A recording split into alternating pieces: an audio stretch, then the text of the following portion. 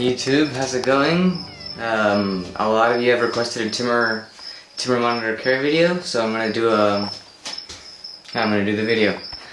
So let's start. Okay. So this is the way I care for my Timor monitor. I've cared for them in different ways, and for me this is the best way yet. So this is not the only way, or there might be a better way, but this is what works for me. And the monitor is healthy, so let's see. So first, let's take a look at him. There he is. Just chilling. Okay, so let's start with the terrarium setup for Timor monitors. This is an Exoterra 60 centimeter by 45 centimeter by 45 centimeters deep. That is, I'm not sure what that is in inches, you can look at it. But anyways, you can tell which Exoterra it is. So that's, I think this size for a Timor monitor like mine is perfect. I mean, if you want to go bigger, bigger is always better, and I would not go a lot smaller. So, you can see he's looking really healthy. Anyways, so that's just the terrarium size. So just do the conversion and see whatever, but always the bigger the better. The next important thing is lighting. So Timor monitors are diurnal reptiles. This means they need heat and UVB.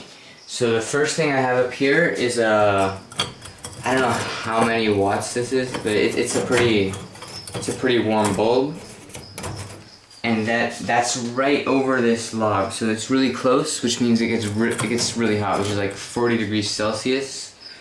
I don't know how much that is in Fahrenheit, but it's like over 100. So a really warm basking spot, which is where the monitor will go after it eats to go digest. And every time you feed the monitor, you will see in a couple of hours he's up there basking. So you don't want to keep it so hot that he's going to burn himself, but keep it warm. So like this, which is perfect. And then the next lighting you need is UVB. So now here I'm going to talk about a thing. So here are the two UVB. I think I have one 10.0 and one 5.0, just because that's what I had. I think you could use two 10.0s for this guy, because where he is, they live in the island of Timor, which is in Indonesia, and they usually live, there's like these palm trees, and they just live on the top and bask up and eat the insects that live in the trees, and just move from tree to tree just up at the top, which is where they're safe from the animals that are on the floor.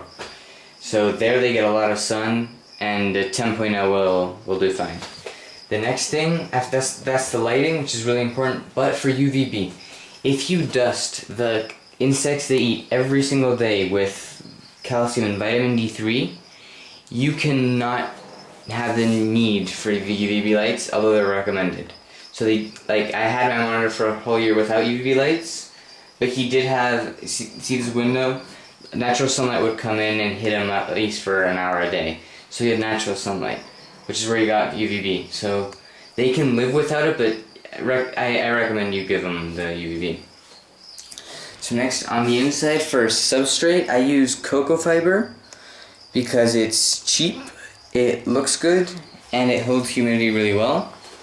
So like when you mist the cage, I'll get to that later, it holds the moisture and it's very good. Also, these guys like to bury sometimes, and they will burrow in the thing. As you can see, this was uniform. Now he's buried around there, and he's buried under the cave, and they like to dig around. So that's a good substrate. But really, you can use any just like tropical substrate, not sand, because if they eat it, it's bad and it's too dry. Paper, I suppose, paper works, but I mean, I think this is the best substrate for Timor monitors. Then next, water. As you can see, a pretty big pool to bask in. Just look at the size. He can to swim and soak in. He can fit his whole body and soak, and he does. As you can see, that's not like the moment I clean this out every day, and still he just goes in full of dirt and gets it dirty. So, but that's a big pool of water, which is necessary. This is a nice one, but any plastic tub will do. The thing which is good about this one, since it's kind of rugged, when the crickets jump in, they can crawl out and they won't drown, because it gets annoying to have a bunch of drowned crickets. Then, climbing space. This guy has this branch right here, and all the plants and that's pretty much it. And they crawl around, they climb. I have this rock which he didn't use that much before. I mean, they use it for shedding and whatnot, but it's also really good now because now I feed dubias, and things dubias have a really hard shell. So what he does a lot of the times, if it's a big dubia, is grabs it and then moves over the rock and like uses the rock to kill the dubia in his mouth. He like rubs it against the rock so that's what he uses it for. Smart. I mean, it's pretty smart for a lizard. And then the final thing is the hide. You need to give them a hide because they sleep in there at night and they need a place where they can feel safe. So that's pretty much it. Plants, rocks to shed, pool, basking spot, climbing space. This is pretty much the perfect overall Timor monitor setup because it has absolutely everything they need. So that's the setup for Timor monitor. I'm gonna zoom in on him a little. Opening up. So they do, while they're in the cage, they are skittish, but then once you take them out, then he will, like, he does calm down. So you take him out and he thinks he's in danger, so he will run around, but then after he sees, oh, this is just, you know, you again, then they do calm down. See, like right now he doesn't know. This is he feels like this is his environment and I could be a bird or a predator, which is why he runs away. Anyways, feeding. I used to feed this guy on crickets. I would give him about 4 crickets 4 times a week, dusted in calcium. But the thing is, that's a lot of crickets, and as this guy gets bigger, it's going to be even more crickets. Which is why I switched to dubias, because it's going to be a lot cheaper. So I'll show you, see if I can get him to eat. I feed him, for what I, like, the thing is, dubias are really high in protein and everything. So like 1 dubia is the equivalent of 3 crickets pretty much.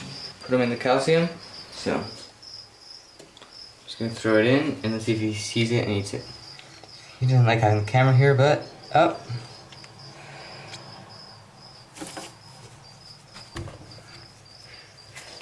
Moving around, he's heading down there behind the plant.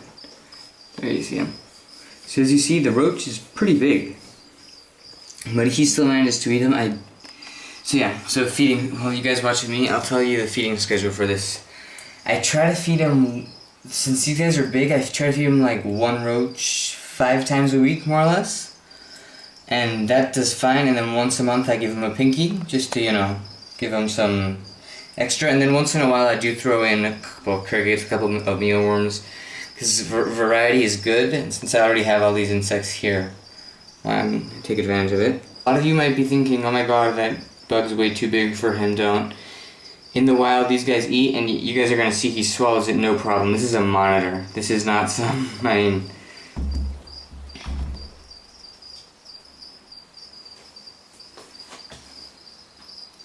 So there he is. So this care video is turning into a feeding video, which, you know, it's always good. There he goes. Let's see, what else do I need to talk about for care about these guys? Feeding, lighting, cleaning. Once you see that the dirt is, you know, full of... I mean, you have to change the water out every day. In fact, I'm going to probably do it right now because he got it dirty. Okay. So yeah, that big roach, which did not look like it could fit in his mouth. There it is.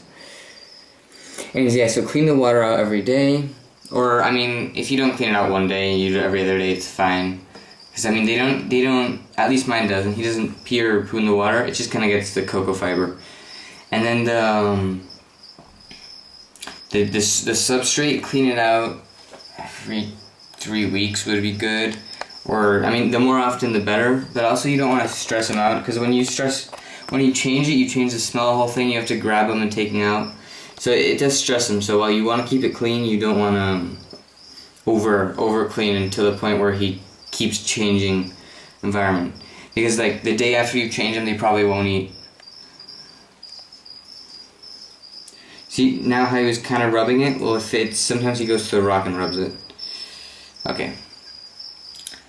And yeah, the other good thing about this substrate is it doesn't harm them if they ingest a little bit of it. I don't think I missed anything. I could talk about breeding, but these guys are... they're hard to breed in captivity. Anyways, you can't see him. He's hiding behind the plant. There he is.